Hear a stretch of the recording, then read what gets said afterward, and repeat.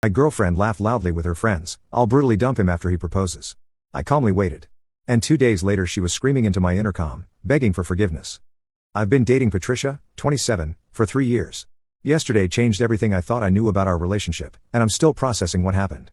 I need to get this off my chest. For context, we met through mutual friends at a housewarming party, moved in together last year, and everything seemed perfect. She'd been dropping hints about marriage for months, showing me ring photos on Instagram, talking about wedding venues. I was actually planning to propose next month. Yesterday morning, I was at Local Beans, our usual coffee spot. I was in the back corner with my laptop, wearing my earbuds but not playing anything, just trying to focus on some work. That's when I heard familiar laughter. Patricia was there with her friends, Gladys and Mary. They sat at the table right behind me. They didn't notice me because of the tall booth divider. At first, I was just going to say hi, but then I heard my name.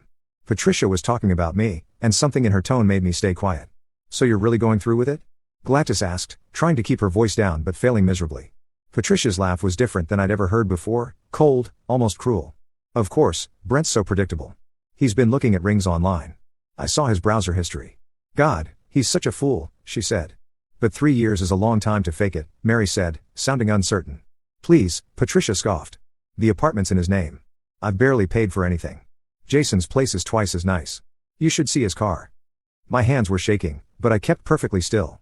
Jason was her work friend who'd been showing up in her Instagram stories lately. What if Brent doesn't propose when you expect? Gladys asked. Oh, he will. I've got him wrapped around my finger. Patricia lowered her voice, but I could still hear her clearly.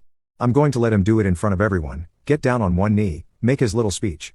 Then I'll laugh in his face and tell him what a pathetic loser he is. Jason's already got our Cabo trip booked for the next day. They all giggled, and I heard ice cubes clinking in glasses. You're so bad, Mary squealed. What about all his friends, your shared friends? They'll get over it. Most of them are his friends anyway, and I've got better options with Jason's crowd, better parties, better connections. Brent's nice and all, but he's just basic. Did you know he still uses a Timex watch in 2025? I sat there, letting the rage build slowly, controlling my breathing. 3 years of my life, and she'd been playing me the whole time. When's D-Day? Gladys asked. He always does big things at Giovanni's, that Italian place he thinks is fancy, Patricia said. More laughter. I give him 2 weeks max. I've been sending him photos of that princess cut ring from Somerset Jewelers all week. They talked more about Jason, about their secret dates, about how Patricia had been stashing away money from our joint account.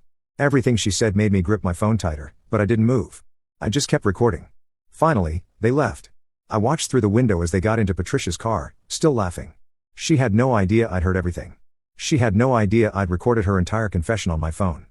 I drove home in a daze, but my mind was already working on what to do next, the apartment lease, our shared accounts, all the evidence I'd need. The rage had turned into something cold and focused. When Patricia came home that evening, I acted completely normal. I asked about her day, listened to her lies about lunch with the girls. She kissed me and said she was thinking about Giovanni's for our anniversary next week. Great idea, babe, I said, smiling. I've been thinking we should do something special. She beamed, probably thinking her plan was working perfectly. If she only knew what I had planned for her instead. I'll post updates as things develop. Right now, I need to make some calls and set a few things in motion. The next few days are going to be interesting.